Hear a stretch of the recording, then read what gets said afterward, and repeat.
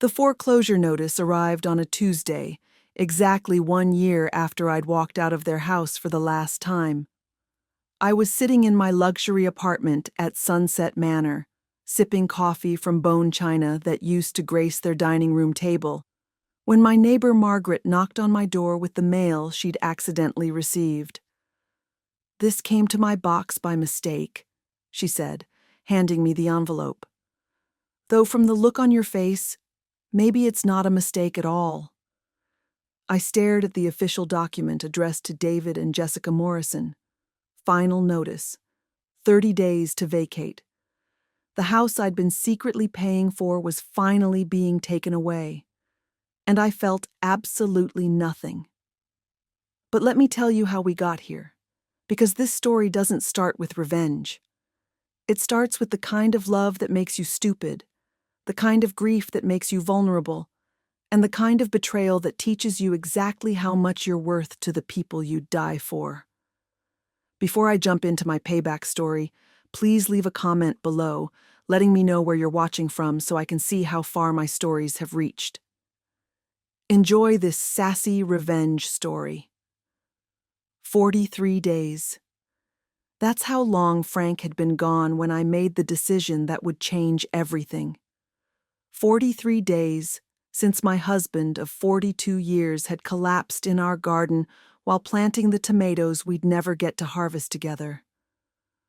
43 days since the paramedics had worked over his still body while I stood in my housecoat and slippers, watching my entire world end in broad daylight. The grief counselor had warned me about making major decisions too soon after loss. "Wait at least a year before you change anything significant," she'd said, in that gentle voice they all use when they're telling you your life is over, but you need to keep living anyway. Grief clouds judgment. It makes us reach for anything that feels like comfort, even when it might hurt us later. I should have listened. Instead, I listened to my son David's voice on the phone, thick with concern and something else I couldn't quite identify. Something that should have been my first warning. "Mom, you can't stay in that house alone," he'd said for the 15th time in 2 weeks. "It's too big, too many memories. And what if something happens? What if you fall, or have a medical emergency? Jessica and I have been talking, and we think you should come stay with us for a while." I'd been sitting in Frank's recliner, surrounded by sympathy cards I couldn't bring myself to read and casseroles from neighbors that I couldn't bring myself to eat. The house felt cavernous without Frank's presence filling it. Every room echoed with his absence. Every familiar object seemed to mock me with memories of our life together. "Just temporarily," David had continued, his voice taking on that persuasive tone he'd perfected as a teenager when he wanted something. "Until you figure out what you want to do next. The kids would love having Grandma around more, and honestly, Mom, we could use your help too." That last part should have been my second warning, but grief makes you desperate for purpose, for feeling needed, for any reason to keep getting up in the morning when the person who made mornings worth having is never coming back. Your help. Such innocent words. Such a reasonable request. A son asking his widowed mother to help with his family while she healed from her loss. What could be more natural? If only I'd known then what that help would cost me. If only I'd understood that there's a difference between being needed and being used. The house David and Jessica lived in was a beautiful 4-bedroom colonial in one of the nicer suburbs. Frank and I had helped them with the down payment 8 years ago, back when David was still climbing the corporate ladder, and Jessica was staying home with baby Emma. We'd been so proud to help our son achieve the American dream of homeownership, so happy to see our grandchildren growing up in a house with a big backyard and good schools. What we didn't know then was that the American dream comes with American-sized payments, and that David's corporate ladder had more rungs missing than we'd realized. But I'm getting ahead of myself. That first day, When David and Jessica picked me up from the house that had been my home for 23 years, everyone was all smiles and warm hugs. Jessica had even made my favorite lemon bars, the ones with the powdered sugar that got all over everything. The kids, Emma and Tyler, bounced around me like puppies, excited about their grandmother coming to live with them. "We cleared out the guest room for you, Mom," David said, carrying my suitcases up the stairs. "It's not huge, but it has a nice view of the backyard." The guest room was small, dominated by a narrow single bed and a dresser that had seen better days. The closet was tiny, barely big enough for a week's worth of clothes, let alone the lifetime of belongings I'd eventually need to fit into this space.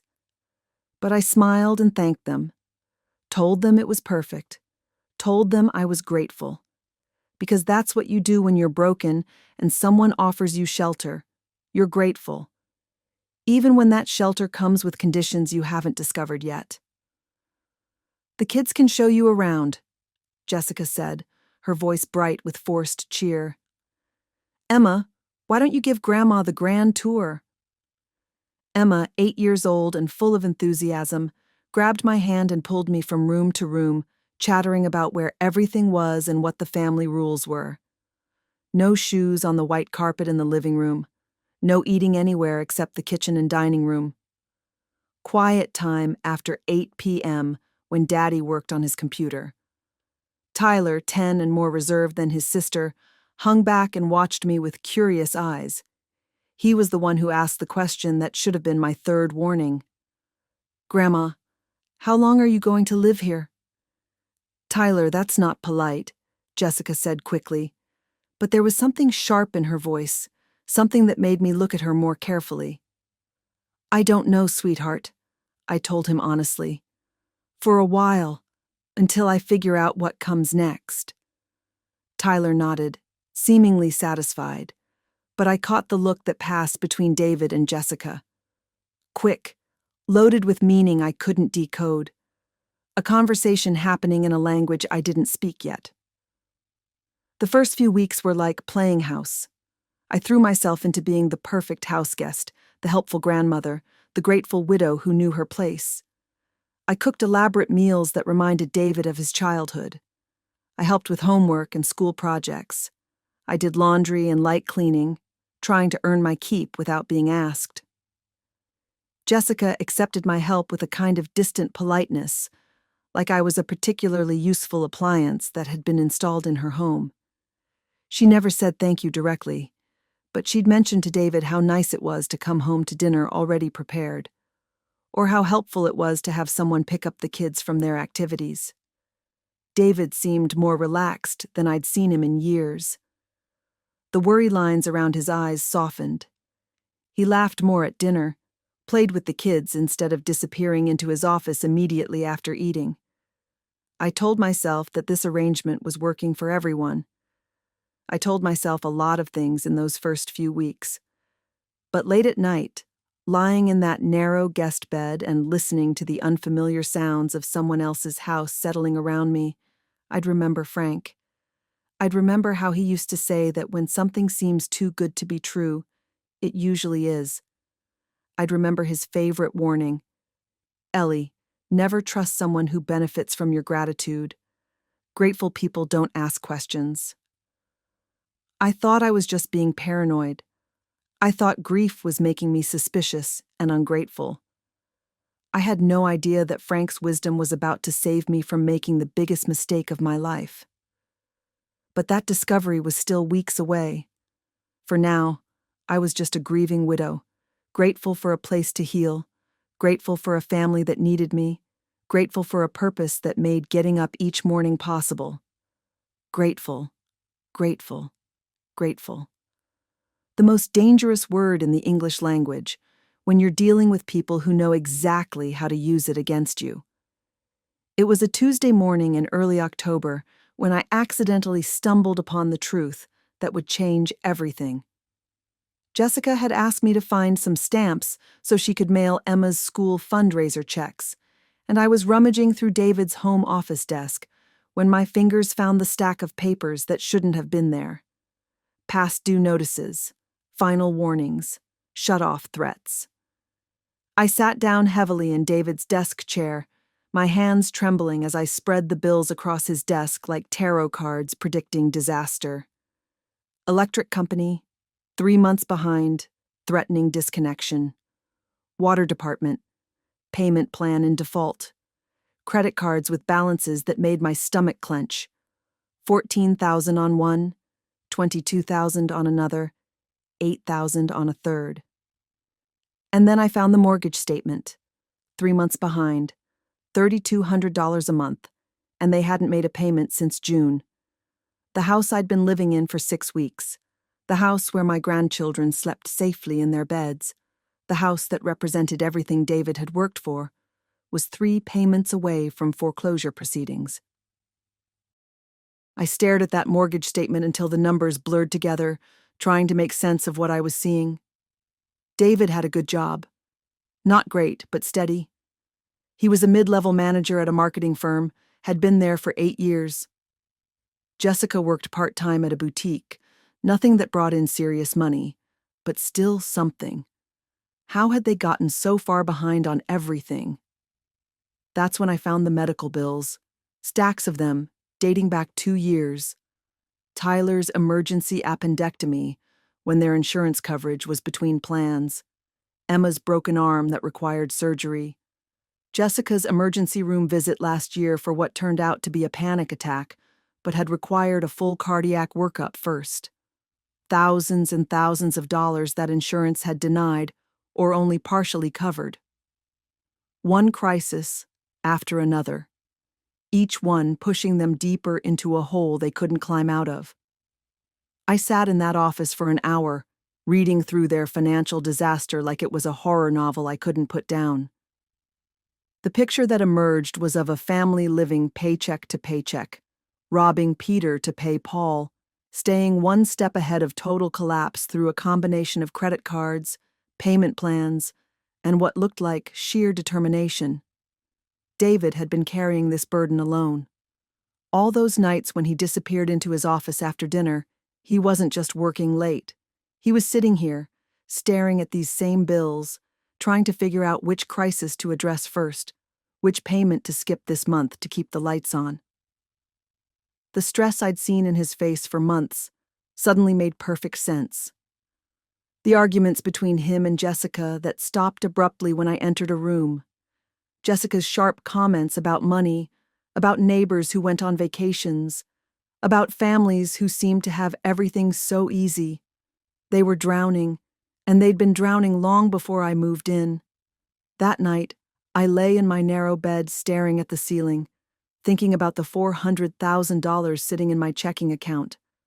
Frank's life insurance payout, money I hadn't touched because I couldn't bear to spend the payment for his death.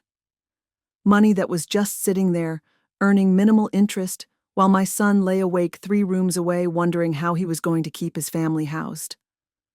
Frank had always said that family takes care of family. He'd been the one to insist we help David and Jessica with their down payment all those years ago. "That's what parents do, Ellie," he'd said. "We help our kids build the life we want them to have." By morning, I'd made my decision.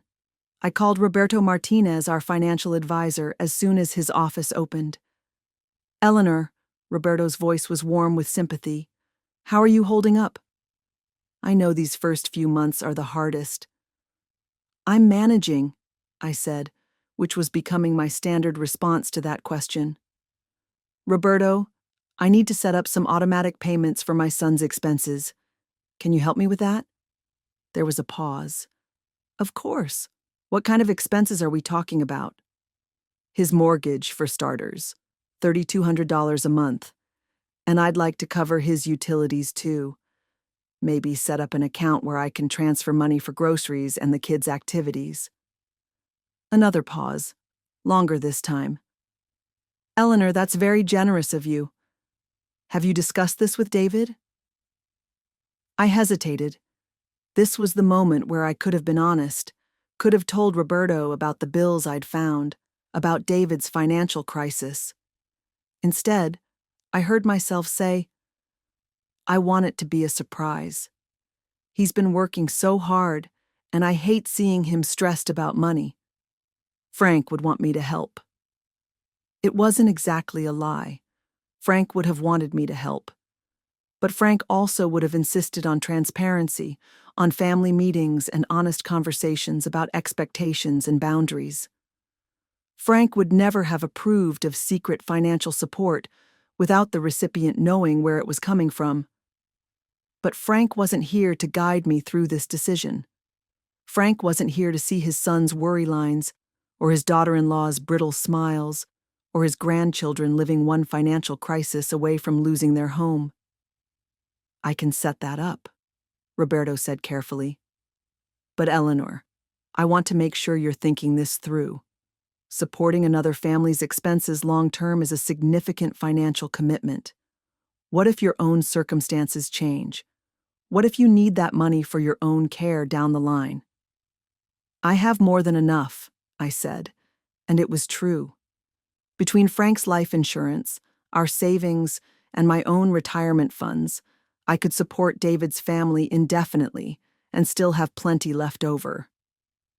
This is what I want to do with it. Roberto walked me through the setup. Automatic transfers to cover the mortgage. A credit card in my name that David's utility companies could charge.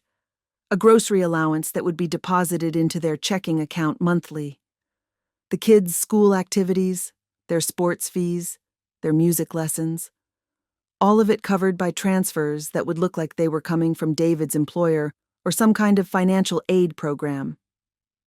The beauty of this system, Roberto explained, is that they'll never see your name on anything. The mortgage company will just see that the payments are current. The utility companies will see that the bills are paid. It'll look like their financial situation has improved, not like they're receiving outside help. That's exactly what I wanted. I wanted David to think his hard work was finally paying off. I wanted Jessica to stop making bitter comments about money. I wanted my grandchildren to sleep peacefully without their parents' financial stress casting shadows over their childhood. I wanted to fix everything quietly, invisibly, the way Frank would have if he'd been there to do it. The first payment went through the next day. David's mortgage, caught up in full with a penalty payment for the late fees. I watched him check his bank account that evening, saw his face change from confusion to relief to something that looked like disbelief. Jess, he called to Jessica, who was loading the dishwasher. Come look at this. Jessica wiped her hands on a towel and peered over his shoulder at his laptop screen. What am I looking at? The mortgage. It's current. All of it. The back payments, the penalties, everything. Jessica stared at the screen for a long moment. That's impossible. We don't have that kind of money. I know, but look.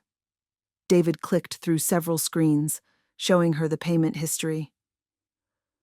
It shows here that payments have been made, regular payments on time for the last month. From where? David, we haven't made a mortgage payment since June. I don't know. Maybe there was some kind of error with the automatic payment system.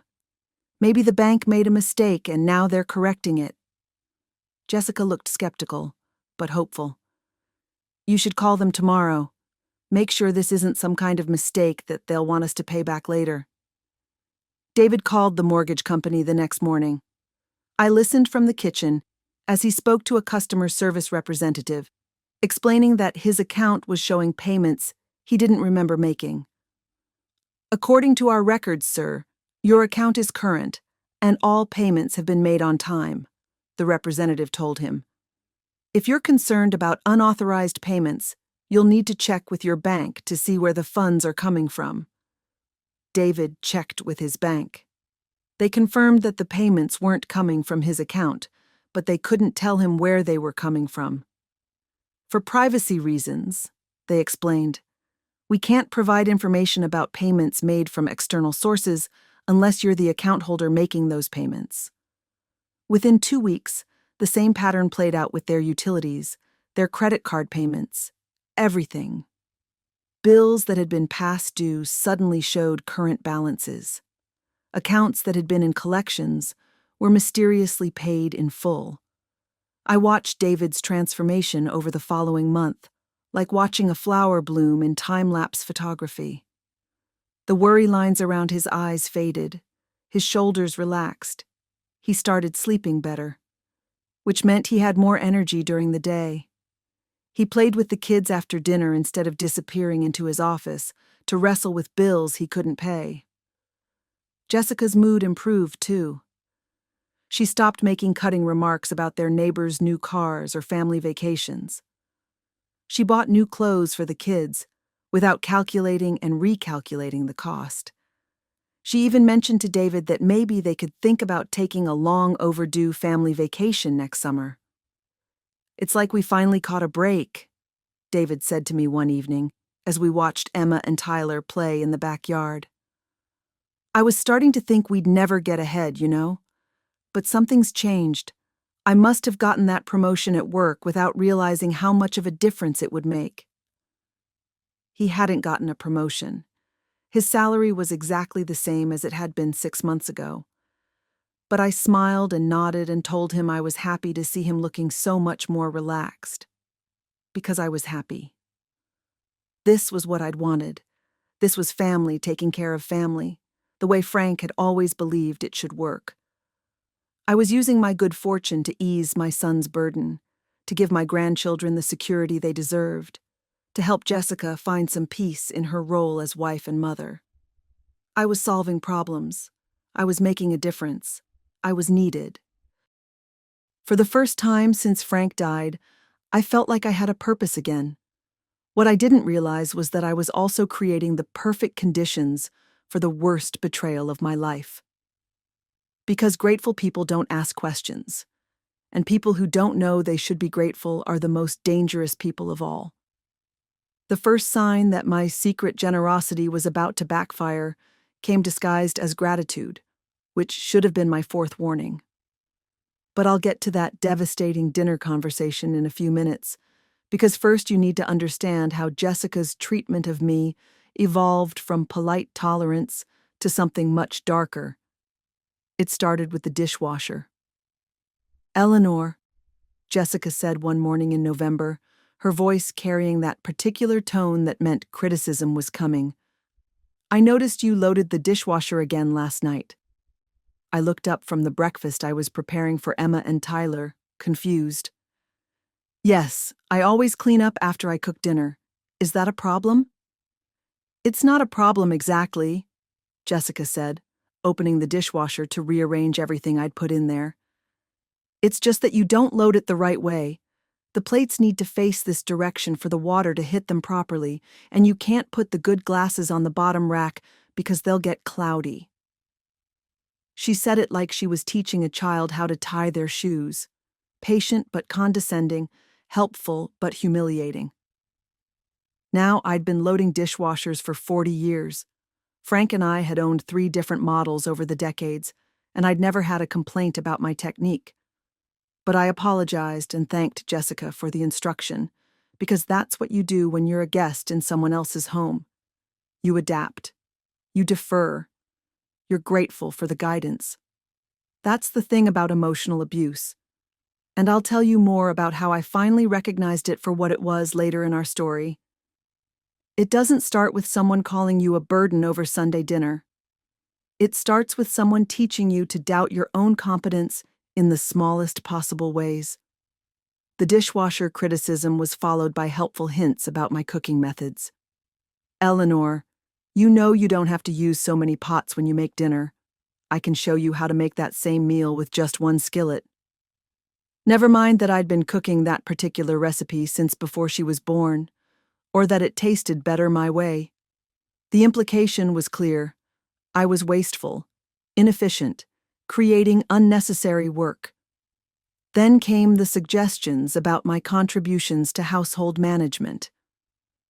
"Eleanor, I appreciate that you want to help with groceries, but maybe next time you could check with me before you buy things.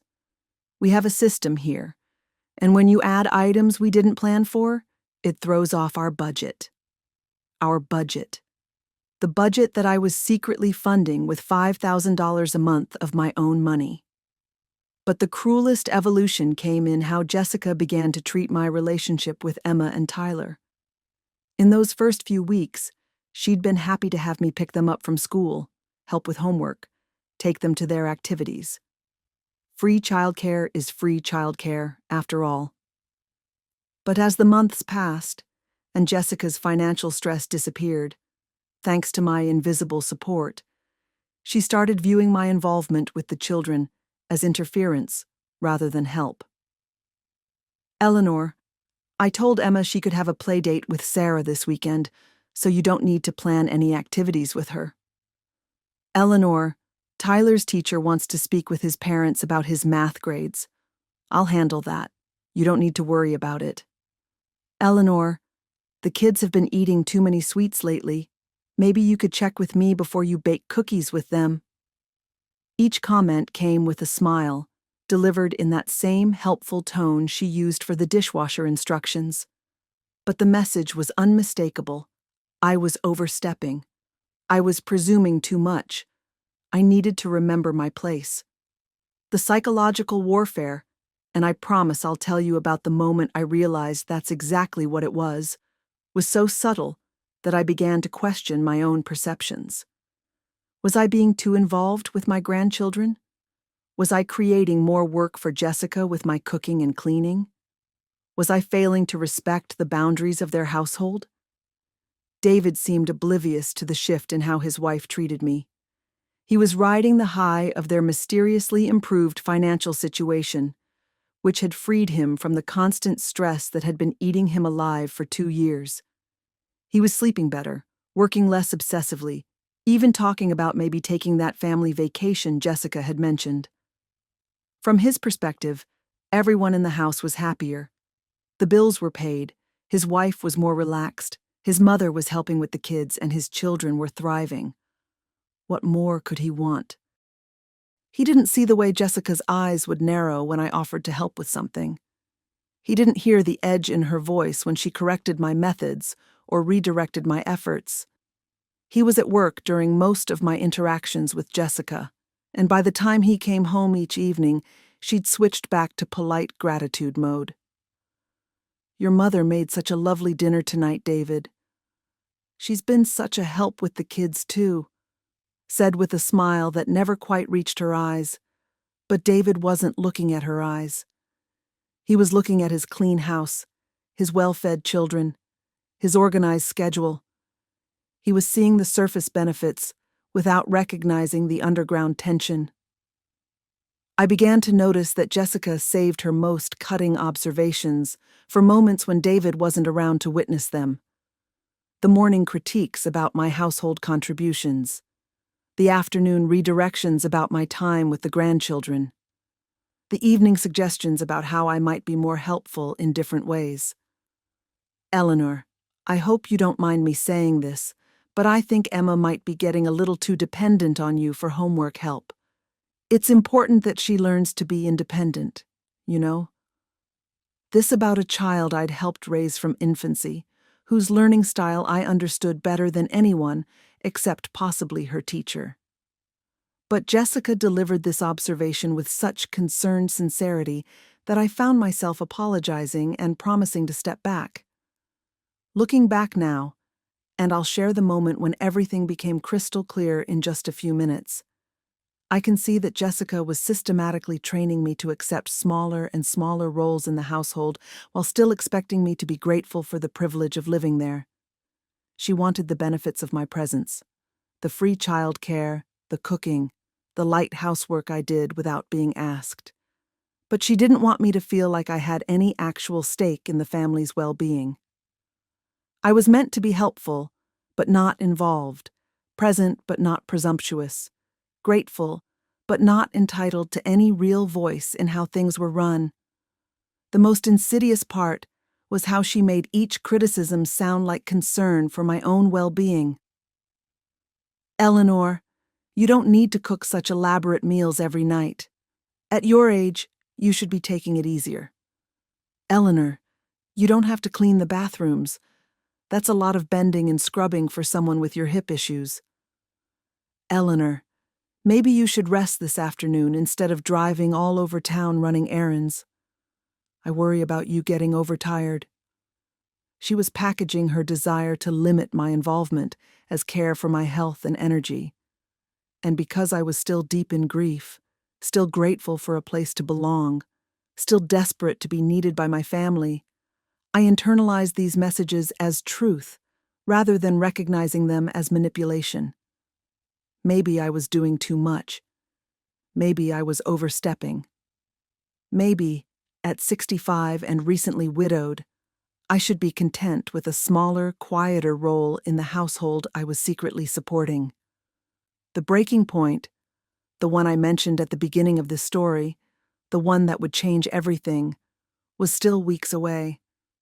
But the foundation for it was being laid every single day, with every small criticism, every gentle correction, every helpful suggestion that made me feel smaller and less essential. Jessica was teaching me to see myself through her eyes, as a burden who happened to be useful, rather than as a family member who deserved respect. And I was learning the lesson so well that by the time she finally said the words out loud, part of me had already started to believe them. But the worst part, the part that still makes my chest tight when I think about it, was that I was funding my own humiliation. Every dollar I spent on their mortgage, every utility bill I covered, every grocery allowance I deposited into their account, was buying me the privilege of being treated like an inconvenience in my own son's home. Frank used to say that the cruelest thing you can do to someone is make them pay for their own destruction. He'd seen it in business, where companies would charge employees for the training that would eventually replace them with machines. I never thought I'd experience it firsthand in my own family. But I'll tell you about that devastating Sunday dinner in the next part of our story, because that's when Jessica's slow, careful campaign to diminish me finally reached its crescendo. That's when all her months of small cruelties built up to the moment that would shatter everything. And that's when I would finally understand exactly how much my help had been worth to the people I'd given everything to save. The Sunday that changed everything started like any other. I woke up in my narrow guest bed thinking about pot roast and homemade rolls, about recreating one of those perfect family dinners that had filled our house when David was growing up. I had no idea that by the end of the day I'd be lying in that same bed, planning the financial destruction of the family I'd been secretly supporting for 8 months. But we'll get to that devastating conversation and Jessica's unforgivable words in just a moment. First, you need to understand exactly how much love and effort I poured into that final meal, because the contrast between my intentions and Jessica's cruelty is what made her betrayal so absolutely unforgivable. I spent 4 hours in their kitchen that morning, and I'll tell you in a few minutes why those 4 hours of work became the evidence Jessica used to humiliate me. But first, picture this. A 65-year-old woman who'd lost everything that mattered, trying to recreate the kind of Sunday dinner that had once made her feel like the heart of a family. I started with the pot roast at 8 a.m., seasoning the meat the way Frank had taught me, browning it slowly until the kitchen filled with that rich, savory smell that means home to anyone who's ever been truly loved by someone who cooks. While the roast was doing its work in the oven, I made bread from scratch. Real bread, the kind that takes 3 hours of rising and folding and coaxing into perfect golden loaves.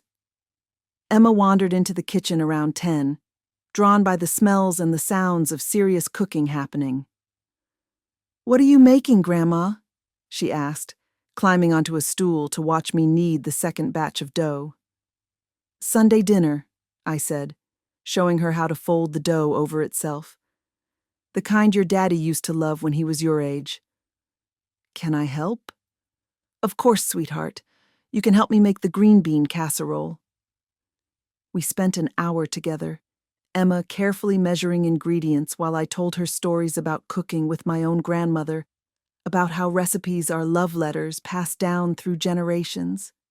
She was so focused, so proud of her contributions, that I almost didn't notice Jessica watching us from the doorway.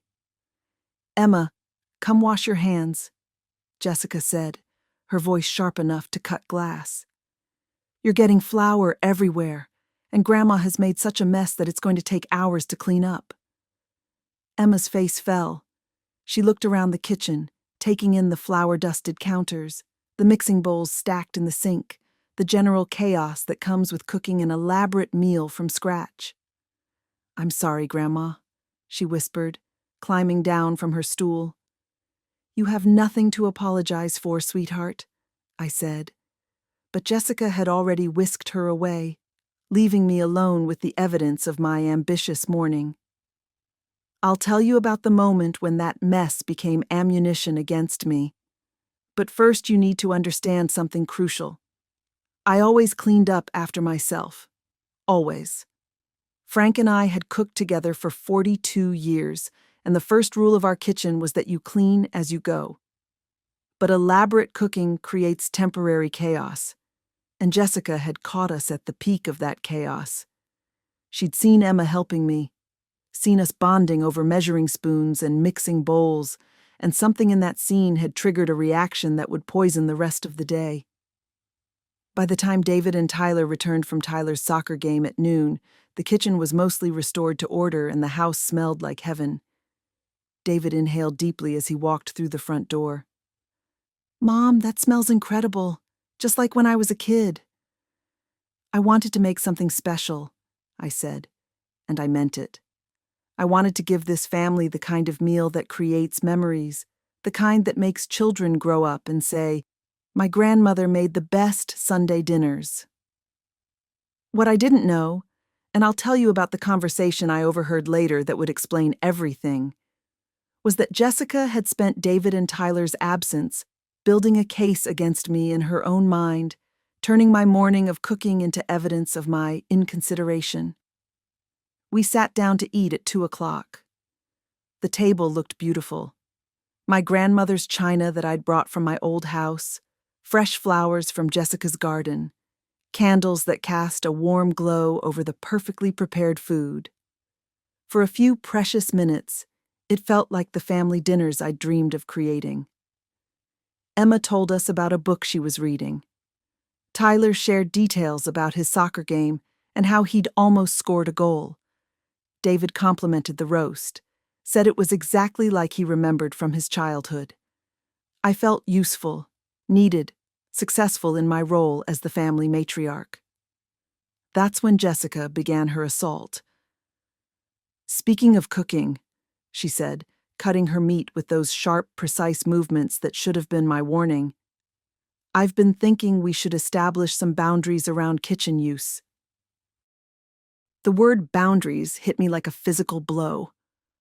After 8 months of quietly funding their entire lifestyle, after this morning of love poured into their Sunday dinner, she wanted to discuss boundaries. "Eleanor, you tend to take over the whole space when you cook, and it's really inconvenient for the rest of us." I felt my face flush with embarrassment.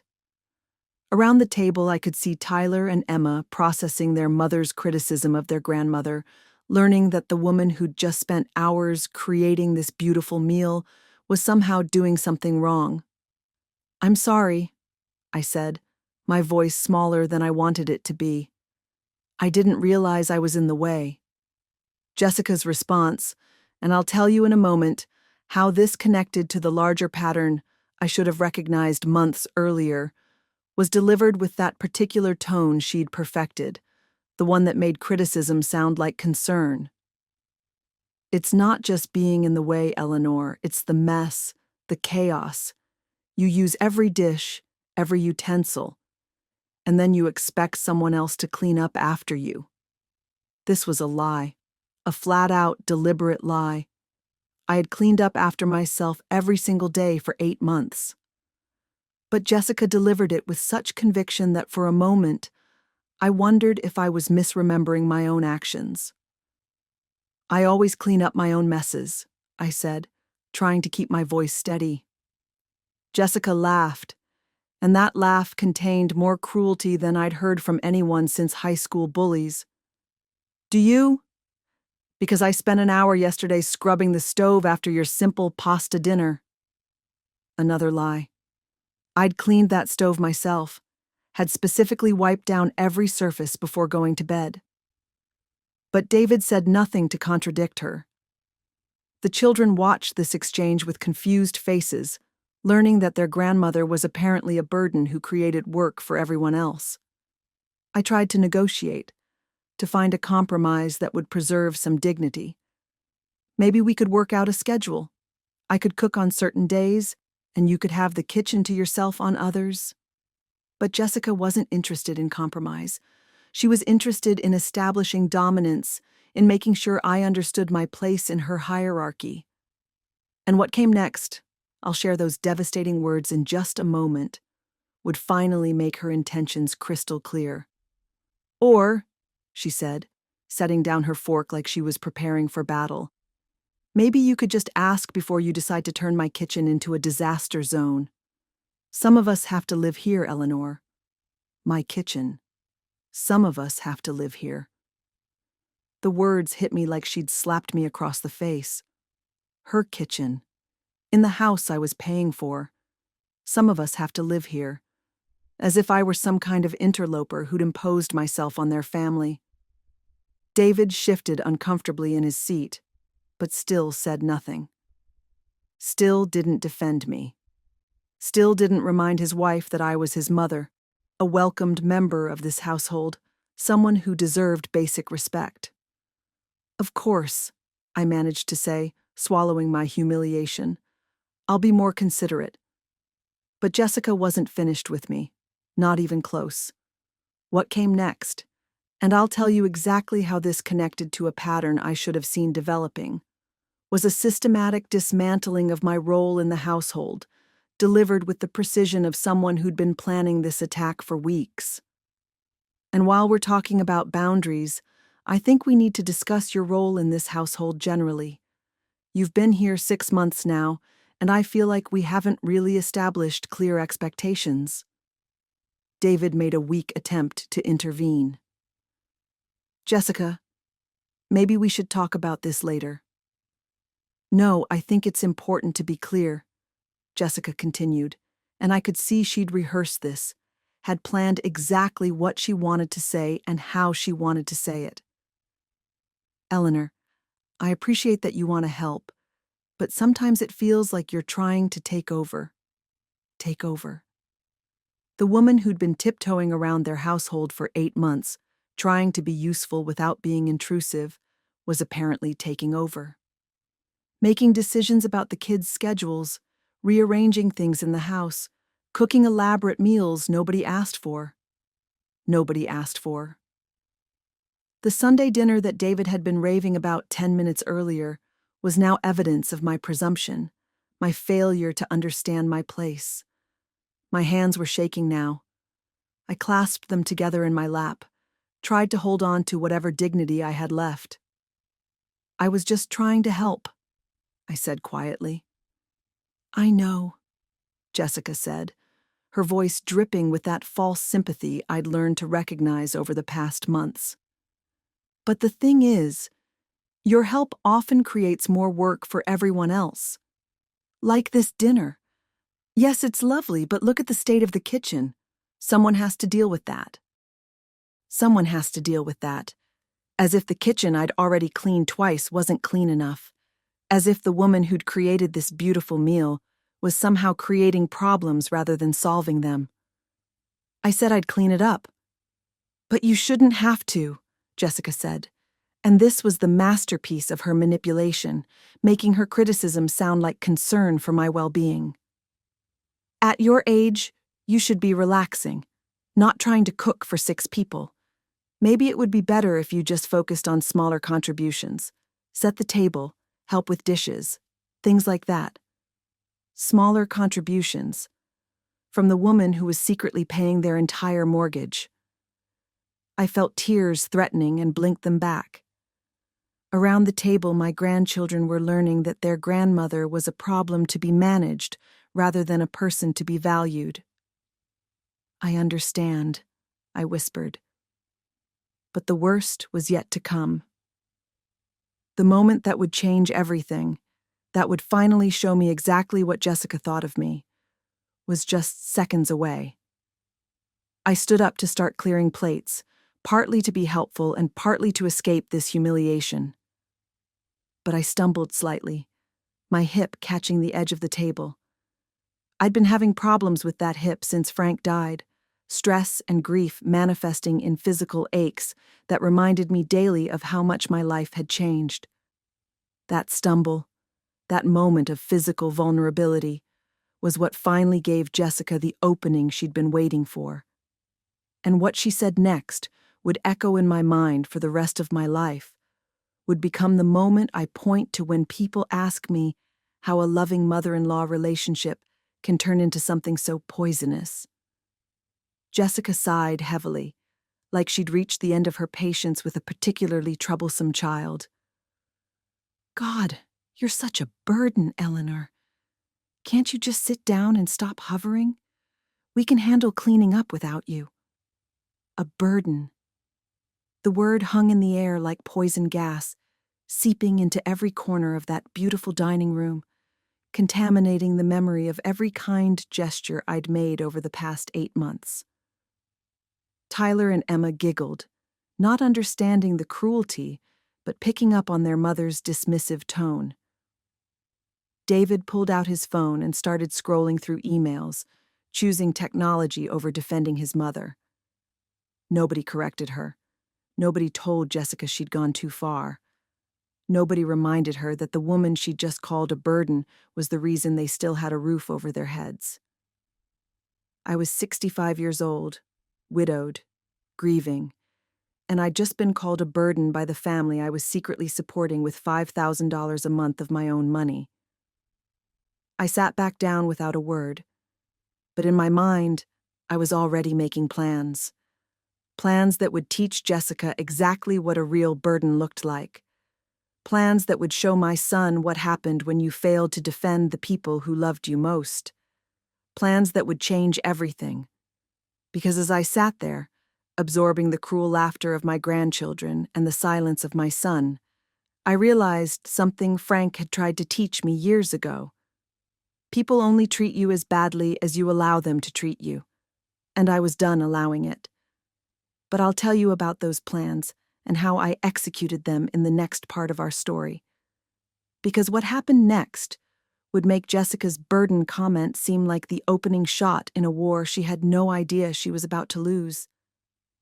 That night, I lay in my narrow guest bed staring at the ceiling, and for the first time in 8 months, I wasn't thinking about Frank or grief or how to be a better houseguest.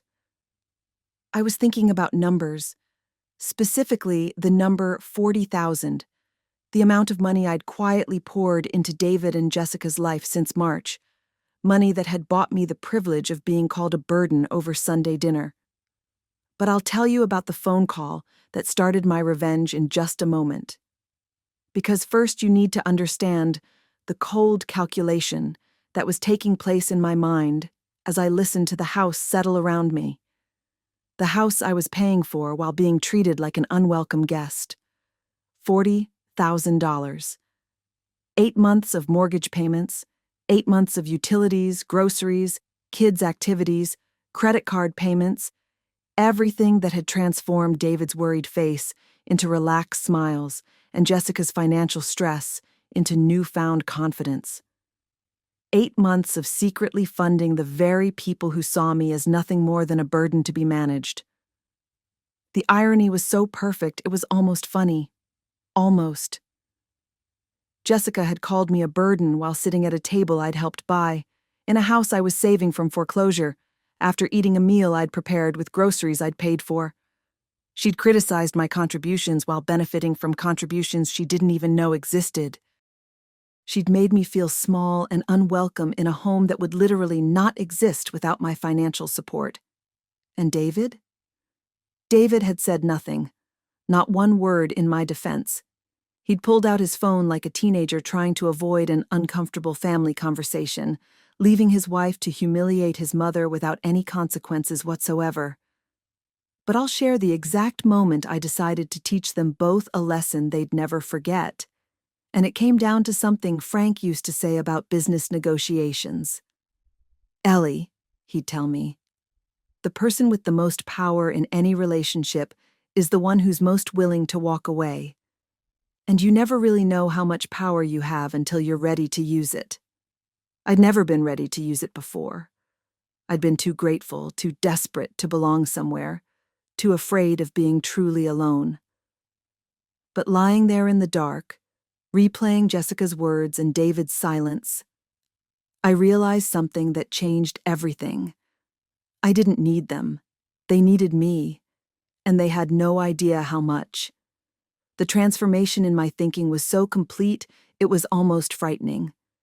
8 hours earlier, I'd been a grieving widow trying to earn her place in her son's household. Now I was a woman with $400,000 in the bank who was finally ready to stop paying for her own humiliation. The next morning, I made the phone call that would set everything in motion. "Roberto," I said when my financial advisor answered, "I need to stop all the automatic payments to David's accounts. Everything, immediately." There was a pause. "Eleanor, is everything all right? You sound different." Different. That was one way to put it. 12 hours ago, I'd been Eleanor the grateful widow. Now I was Eleanor the woman who'd finally learned her worth. "Everything's fine," I said, and for the first time in months, I actually meant it. "I just think it's time for David and Jessica to handle their own finances." "All right," Roberto said carefully. "When would you like the payments to stop?" "Today. Right now. Cancel everything, the mortgage, the utilities, the grocery allowance, all of it." I could hear Roberto typing on his computer. "That's quite a bit of monthly support to withdraw suddenly. Are you sure they're prepared for this change?"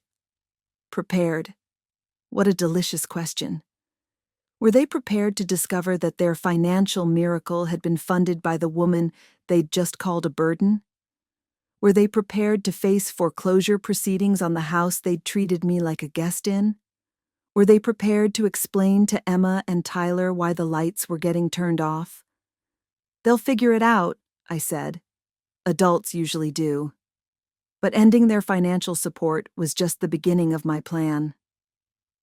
I'll tell you about the other calls I made that day, calls that would ensure I'd never have to depend on anyone's charity ever again. Because while I was cutting off their lifeline, I was also building myself a life raft that would carry me far away from their toxicity. The second call was to Sunset Manor, the luxury senior living community I'd been researching online for weeks, without quite understanding why. Now I knew why. Some part of me had been preparing for this day, preparing for the moment when I'd finally have enough and need somewhere to go. "I'd like to schedule a tour," I told the admissions coordinator. "And I'd like to put down a deposit if the apartment meets my needs." "Wonderful," she said. "We have a beautiful one-bedroom available with a garden view. When would you like to see it?" "This afternoon." Next, I called my lawyer, Harold Peterson, who'd handled Frank's estate and had been encouraging me to update my will for months. "Eleanor, good to hear from you. How are you settling in with David and Jessica?" "That's actually why I'm calling, Harold. I need to make some changes to my will and I need to do it quickly." "Of course. What kind of changes are we talking about?" "I'll tell you exactly what changes I made to that will. Changes that would ensure my grandchildren's future while making sure David and Jessica understood the cost of treating family like burdens. But first, you need to understand something crucial. This wasn't about punishing Emma and Tyler. They were innocent victims of their parents' poor choices, and I would never hurt them to get back at David and Jessica. But their college funds, the money I'd earmarked to pay for their education, that was a different story entirely. I want to set up a trust for Emma and Tyler's education, I told Harold, but I want the funds to be administered by an independent trustee, not their parents, and I want conditions attached. What kind of conditions? The money can only be used for education, tuition, books, legitimate educational expenses. Their parents can't touch it for any other purpose. And if David or Jessica try to use the children to manipulate me into providing other financial support, the trust becomes void, and the money goes to charity instead. Harold was quiet for a moment. Eleanor, that's quite a dramatic change from your previous will. Are you sure you've thought this through? I've had 8 months to think it through, Harold. I'm very sure. The third call was to Linda, my sister in Arizona, and I'll tell you about her reaction in a moment, because it was the validation I needed to know I was making the right choice. Ellie, you sound different. What's going on? I'm leaving David's house, I said without preamble. I'm moving to a senior community, and I wanted you to know. Oh, honey, finally, Linda said, and the relief in her voice told me everything I needed to know. I've been waiting for this call for months. You have? Ellie, every time we've talked since you moved in with them, you've sounded smaller, sadder, like you were disappearing a little bit more each week. What finally made you see it? I told her about Jessica's burden comment, about David's silence, about the 8 months of secret financial support that had bought me nothing but humiliation. Good Lord, Linda breathed. You've been paying their mortgage this whole time? Their mortgage, their utilities, their groceries, everything. $5,000 a month to people who think I'm a burden they have to tolerate. And they don't know. They have no idea. They think their financial problems just magically resolved themselves. Linda laughed, but it wasn't a happy sound. Oh, Ellie, they're about to get the education of their lives. She was right about that. But I'll tell you about the most satisfying part of my plan, the part that would ensure Jessica understood exactly what she'd lost when she decided to treat me like hired help instead of family. The fourth call was back to Roberto. I need you to set up automatic transfers to a different account, I said. $4,000 a month to Sunset Manor for my apartment and services.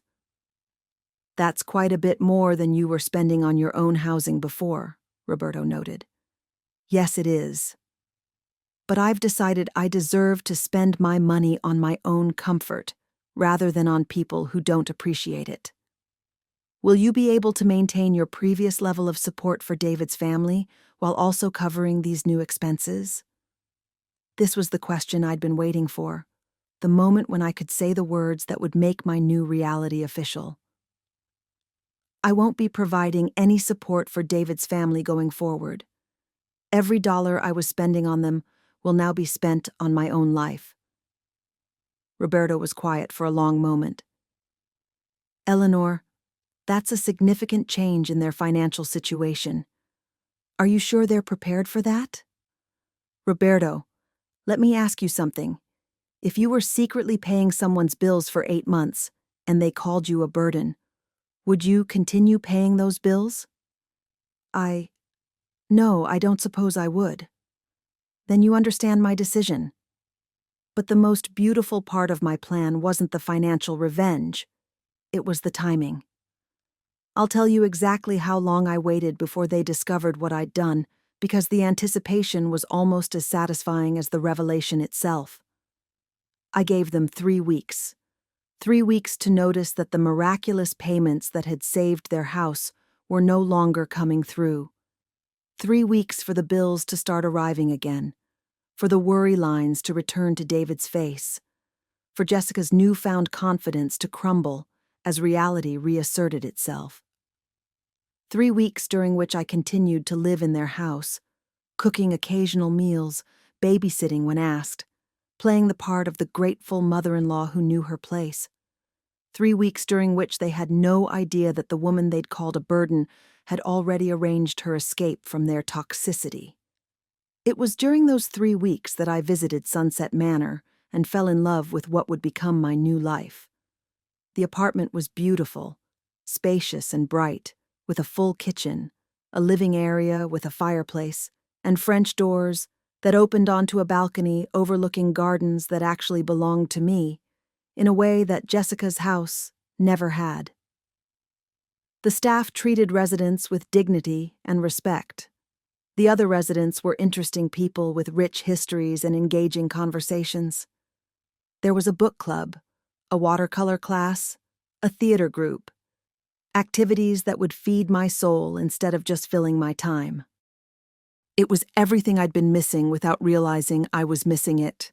A place where I was wanted rather than tolerated, where my contributions were valued rather than criticized, where I could be Eleanor the person rather than Eleanor the burden.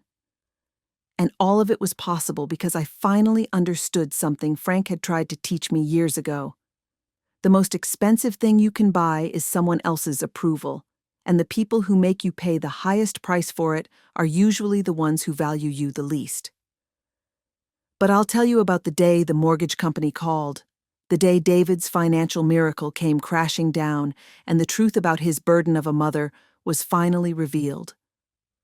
Because that conversation, that moment of shocked realization, was when the real fun began. That was when Jessica and David learned what it really meant to lose something you didn't know you had. And that was when I discovered just how much power I'd been giving away to people who'd never deserved it in the first place. The mortgage company called on a Wednesday at 11:37 a.m., exactly 3 weeks and 2 days after I'd made the decision that changed everything. I was in the kitchen making grilled cheese sandwiches for lunch when David's phone rang, and I'll tell you in just a moment how I managed to keep my face perfectly neutral while listening to my son's world fall apart in real time. But first, you need to understand the exquisite timing of this call, because I'd been counting down the days like a child waiting for Christmas morning. 3 weeks was exactly long enough for the automatic payment system to miss one full cycle, for the mortgage company's computers to register the change, and for David's account to officially become delinquent again. 3 weeks was also exactly long enough for me to have visited Sunset Manor twice more, to have put down my deposit, and to have scheduled my move-out date for Friday. By the time David's financial world collapsed, my escape route was already secured. "Hello?"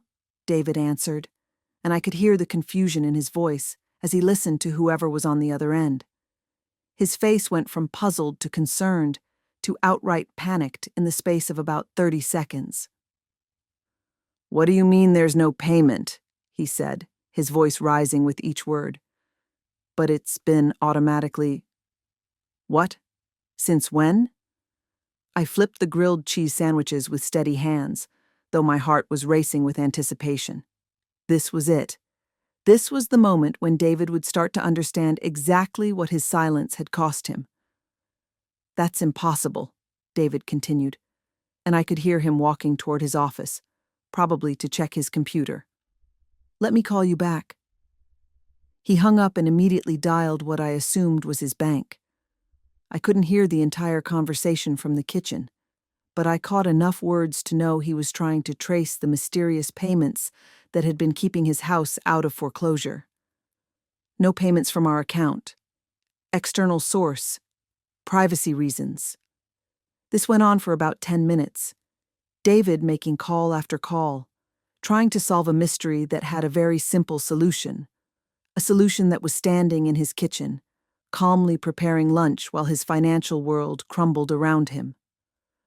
Finally, he came back to the kitchen, his face pale with a combination of confusion and growing dread. "Mom," he said, and I could hear the questions forming in his mind even before he asked them. Have you been helping us with the mortgage?" I looked up from the sandwiches I was plating, arranging them just so, taking my time with the answer that would change everything between us. "What do you mean, sweetheart?" "The mortgage company says our automatic payment stopped 3 weeks ago. But before that, They say the payments were coming from an external account, not our bank. I set down the plates and turned to face him fully, and I'll tell you exactly what went through my mind in that moment. This was my son, the little boy I'd raised, the man I'd taught to ride a bike and helped with homework and celebrated at every milestone. But this was also the man who'd sat silently while his wife called me a burden over Sunday dinner. "David," I said quietly, "I've been covering your mortgage since March." The color drained completely from his face like someone had pulled a plug. "What?" "Your mortgage, your utilities, groceries, the kids' activities. I've been paying for everything since I moved in here." David sank into a kitchen chair like his legs wouldn't hold him anymore. I watched him process this information, watched him calculate what it meant, watched him realize the scope of what I'd been doing. "Mom, that's thousands of dollars. About $5,000 a month, yes. Why didn't you tell us?" And here was the question I'd been waiting for, the one that would let me deliver the lesson I'd been preparing for 3 weeks. "I wanted to help my family," I said simply. "I thought that's what family did for each other." "But why did you stop?" Before I could answer, Jessica walked into the kitchen, and I'll tell you about the exact moment when her world imploded, because watching her face change was almost worth 8 months of condescension and criticism. She took one look at David's stricken expression and my calm demeanor, and I could see her mind trying to process what she was walking into. "What's going on?" she asked, but her voice already carried a note of dread, like some instinct was warning her that whatever was happening in this kitchen was going to change her life. "Mom's been paying our mortgage," David said weakly, and I watched Jessica's reaction with the kind of satisfaction I hadn't felt since Frank died.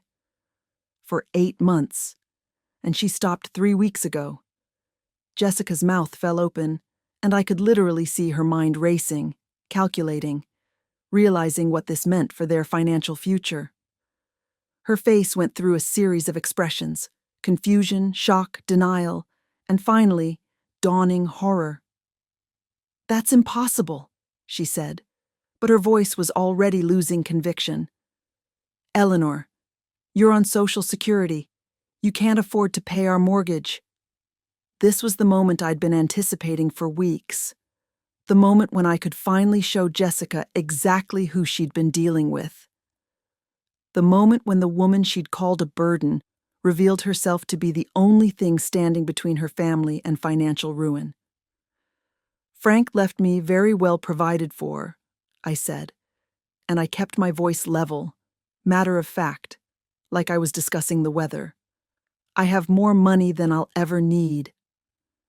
Jessica stared at me like she was seeing me for the first time, and in a way, she was. For 8 months, she'd seen me as a poor old woman living off their charity, someone who should be grateful for a roof over her head. Now she was looking at someone who'd been paying for that roof, without anyone knowing it. But you never said anything. You let us think." "Let you think what?" I asked. And this was where I could finally return some of the condescension she'd been dishing out for months. That I was some poor old woman living off your charity. That I should be grateful for a place to stay. Jessica's face flushed red. "I never said that." "Didn't you?" The kitchen fell silent, except for the ticking of the wall clock, and I let that silence stretch, let them both absorb the full implications of what they'd just learned. David was the first to find his voice again. "Mom, we need to talk about this. If you've been helping us financially, we should have known. We should have discussed it." "You're right," I said, and I meant it. We should have discussed a lot of things, like respect, like gratitude, like what it means to be family. Jessica finally found her voice, and what came out was exactly what I'd expected: desperation disguised as contrition. "Eleanor, if this is about the other night, about what I said—" "What you said was that I'm a burden." Jessica's face went white as she realized where this conversation was heading. I didn't mean it like that. How did you mean it? She opened and closed her mouth several times, searching for words that wouldn't come. Words that could somehow undo the damage she'd done with her careless cruelty. I was frustrated, she said finally, grasping at excuses. I was having a bad day, and I took it out on you. I'm sorry. Are you sorry because you hurt my feelings? Or because you just found out I've been supporting your entire lifestyle? Jessica couldn't answer that question, and her silence was answer enough. David stood up, ran his hands through his hair in a gesture I remembered from his childhood when he was trying to solve a problem that was too big for him. Mom, look, Jessica was out of line, but we can work this out. We're family. We can fix this. Can we? I asked. And this was when I delivered the blow that would shatter whatever hope they had of returning to the way things were. Because I've been thinking, and I don't feel much like family anymore. What do you mean? I walked to the kitchen counter and picked up the folder I'd placed there that morning, the folder containing brochures for Sunset Manor, lease agreements, and moving schedules. I'd been carrying this folder around for 3 weeks, waiting for this exact moment. I mean, I've found a place of my own, I said, handing David the brochure with hands that were perfectly steady. I move in on Friday. David stared at the glossy photos of smiling seniors enjoying their independence, at the amenities list that included everything from gourmet dining to spa services to organized activities. Mom, you don't have to do this. We can work things out. But I was done working things out. I was done compromising. I was done accepting less than I deserved from people who'd benefited from my generosity for 8 months without even knowing it. I don't want to work things out, David. I want to go somewhere I'm wanted, not just tolerated. Jessica finally found her voice, and what came out was pure panic. Eleanor, please, I made a mistake. I was wrong to call you, to say what I said. But you can't just leave. We need you. I looked at this woman who'd made my life miserable for months, who'd criticized my cooking and my cleaning and my involvement with my own grandchildren, who'd treated me like hired help while I secretly paid her bills. You need my money, I said quietly. There's a difference. That's not fair, Jessica protested, but we all knew it was exactly fair. We care about you. Do you? Because for the past 6 months, you've treated me like an inconvenience at best. You've criticized everything I do, made me feel unwelcome in what you constantly remind me is your house, and dismissed my contributions to this family as annoyances.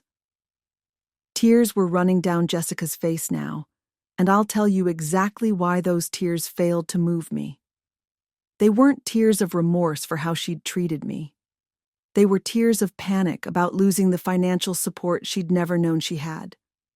I know I haven't always been kind. I know I've been difficult. But Eleanor, please don't do this to us. Don't do this to the kids. I'm not doing anything to the kids, I said firmly. I'm their grandmother, and I'll always love them. But I don't have to live somewhere I'm not wanted to maintain a relationship with them. David was reading through the Sunset Manor brochure, his face growing paler with each page as he absorbed the cost of my new lifestyle. Mom, this place costs $4,000 a month. I can afford it, but if you're spending that much on your own housing, you won't be able to help us anymore. And there it was, the real concern. Not that they'd miss me, but that they'd miss my financial support. Not that they'd regret treating me poorly, but that they'd regret losing the benefits of my generosity. That's correct, I said. I'll be spending my money on my own life from now on. Jessica was full-on crying now, ugly tears of desperation and dawning realization. Eleanor, please, I'll do better. I'll be more respectful. I'll apologize to the kids for laughing when I said, when I said what I said, "Please don't leave us." But I'll tell you exactly why her pleas fell on deaf ears, why 8 months of secret generosity had taught me something crucial about the difference between being needed and being valued. "It's too late," I said, and I meant it with every fiber of my being. "I've already put down a deposit. The moving truck comes Thursday to pack my things." "Your things?" David asked, and I could see him starting to understand that this wasn't just about me leaving. This was about me taking a significant portion of their household with me. "The furniture in the spare room is mine. The china in your dining room belonged to my mother. Half the furniture in your living room came from Frank's and my house. I'll be taking what's mine." I watched the realization dawn on both their faces. Not only was their financial support disappearing, but so was a significant portion of their household goods. Jessica's beautiful dining room would be stripped of the china that had graced it for 8 months. Their living room would look sparse and empty without my grandmother's rocking chair, my antique side tables, my television. "You can't take everything," Jessica said desperately, grasping at anything that might limit the damage. "The kids' beds, their dressers, are staying," I said firmly, because despite everything, I would never punish my grandchildren for their parents' failures. I'm not punishing the children for their parents' behavior, but my grandmother's rocking chair, my wedding china, my television, those are coming with me. David sank back into his chair, the full scope of the disaster finally hitting him. "Mom, how are we supposed to afford the mortgage without your help? We'll lose the house." "That's not my problem anymore," I said, and the words felt like freedom. "You're both adults with jobs. You'll figure it out." "But we can't make the payments," Jessica wailed, her composure completely gone now. "Even with both our salaries, we can barely cover half the mortgage." "Then maybe you should have thought about that before you decided I was such a burden." The words hung in the air like a judgment, and I'll tell you what I felt in that moment. Not guilt, not regret, not sympathy for their situation. I felt relief. Pure, clean relief that I would never again have to swallow my dignity while the people I was supporting treated me like an inconvenience. But the conversation wasn't over yet. I had one more piece of information to share. One more lesson to teach about the consequences of taking family for granted. And I'll tell you about that final revelation in the next part of our story, because what happened next would ensure that David and Jessica understood exactly what they'd lost when they chose cruelty over kindness. What happened next would teach them that some mistakes can't be undone, no matter how desperate your apologies or how bitter your tears. Thursday morning arrived gray and drizzly, which seemed fitting for what would be the last day I'd ever wake up in David and Jessica's house. But I'll tell you about the moment Jessica tried one final manipulation to keep me from leaving, and how spectacularly it backfired, in just a few minutes. Because first you need to understand exactly what I was taking with me, and why each piece mattered.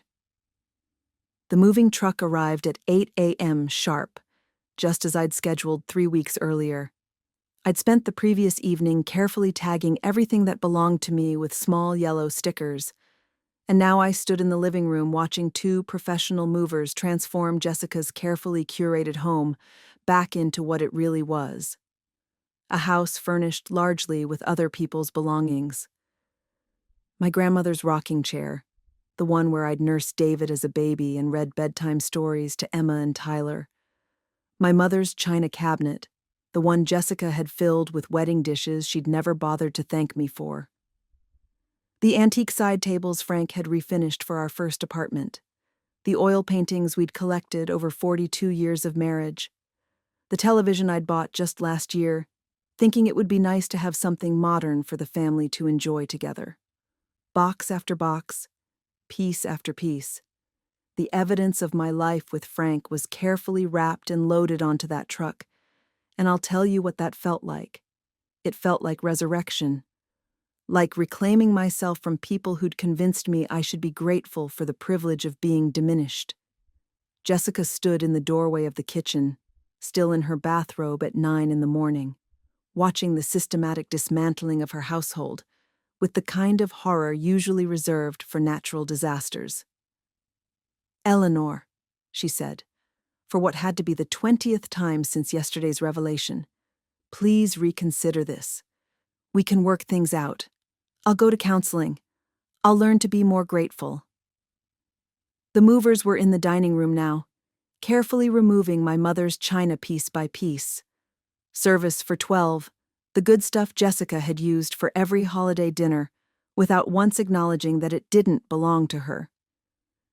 "It's too late for that," I said, directing the movers to be extra careful with the gravy boat that had belonged to my great-grandmother. David had left for work early that morning, unable to watch the dismantling of his household. He'd kissed my cheek at the door and whispered, "Please think about this, Mom. Please don't do something you can't take back." But what he didn't understand, and I'll tell you exactly why his plea fell on deaf ears, was that I wasn't the one who'd done something that couldn't be taken back.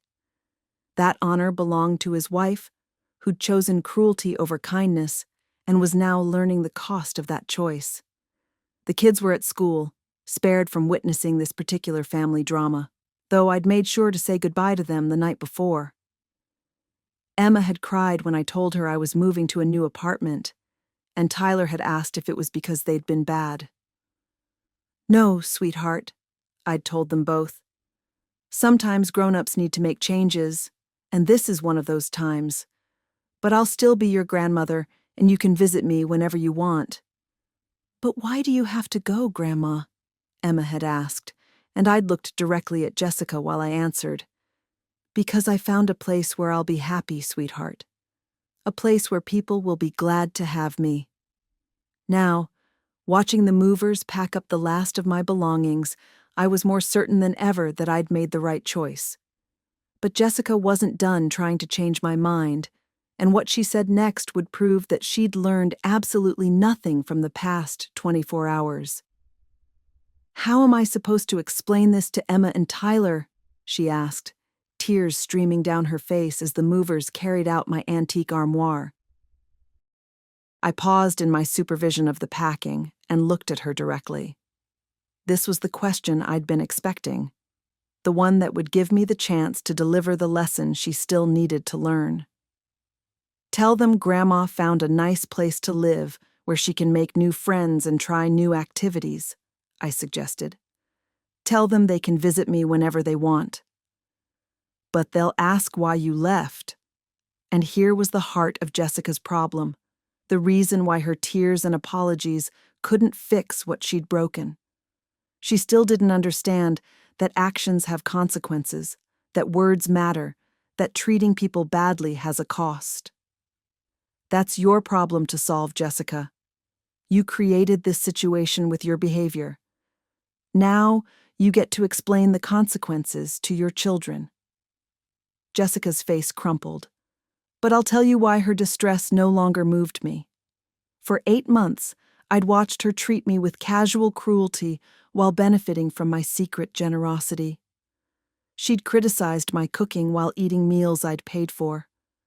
She'd complained about my contributions while living in a house I was saving from foreclosure.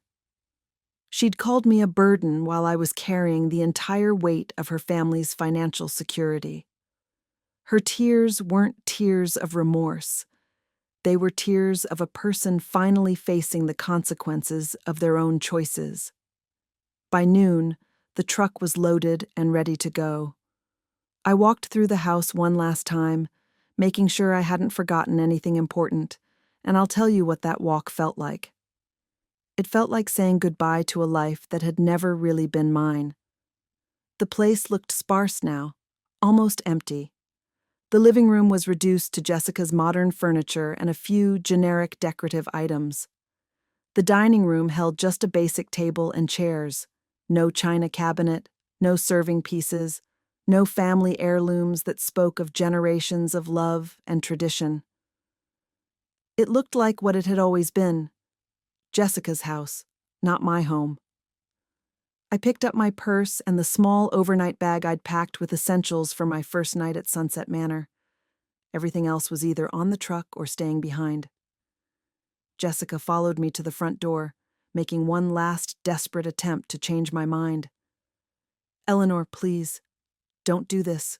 Don't leave us like this." I turned to face her one final time, and what I said next would be the last words I ever spoke to her as a member of their household. "Jessica, 6 months ago, you had a chance to gain a grandmother for your children, a helpful presence in your home, and a generous contributor to your family's well-being. You chose instead to treat me like hired help and make me feel unwelcome at every turn. You made your choice then. I'm making mine now." "But we'll lose everything," she whispered, and there was something almost childlike in her voice, like she couldn't quite believe that her actions could have such serious consequences.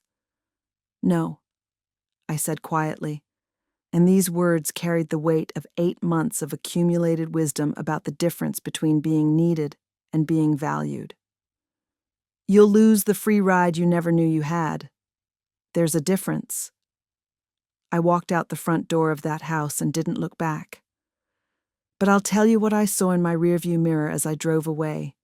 Jessica standing in the doorway of her nearly empty house, still in her bathrobe at noon, watching the woman who'd been supporting her family disappear down the street with no intention of ever returning.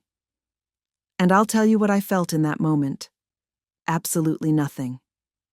No guilt, no regret, no second thoughts about the decision that would change all our lives forever. I felt free. Sunset Manor was everything the brochures had promised and more. My apartment was a spacious one-bedroom with a full kitchen, a living area with a fireplace, and French doors that opened onto a balcony overlooking gardens that actually felt like mine.